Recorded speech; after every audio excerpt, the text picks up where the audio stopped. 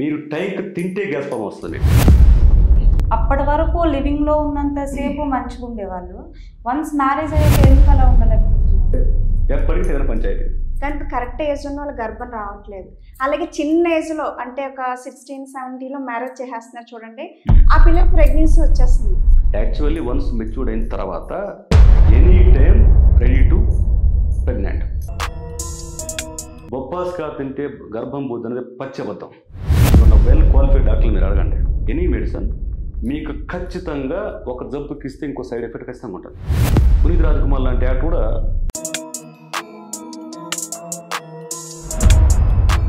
Breast చిన్నగా ఉంటే మాకు అది ఆర్గం తక్కువ ఉందని మగాళ్ళు అది ఫీల్ అవుతుంటారు. జీరో సైజ్ అంటే చూడ్డానికి అది బాగుంటుంది, కానీ జీరో సైజ్ని తో ఫ్రెండ్షిప్ చేసేవాడికి అంత క్రేజీగా ఏమి ఉండదు.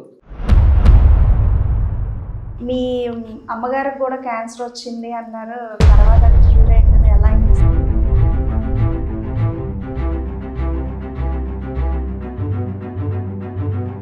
అమ్మగారికి ఏం చెప్పారంటే 3 months మ్యాక్సిమం 6 months అని చెప్పారు.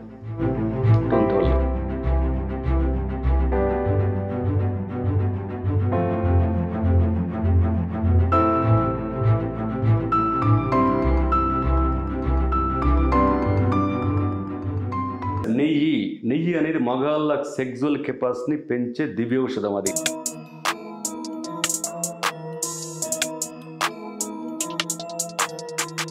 ఆడవాళ్ళకి మగవాళ్ళకి కూడా, ఈవెన్ లేడీస్ సెక్సువల్ పెర్ఫార్మెన్స్ కూడా సంబంధం ఉంటుంది.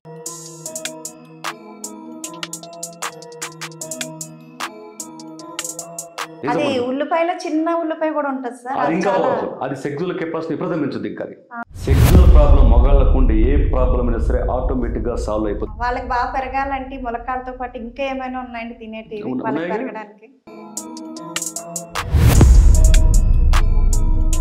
సెక్సువల్ పెర్ఫార్మెన్స్ పెంచుతా అనేది ఒక ఒపీనియన్.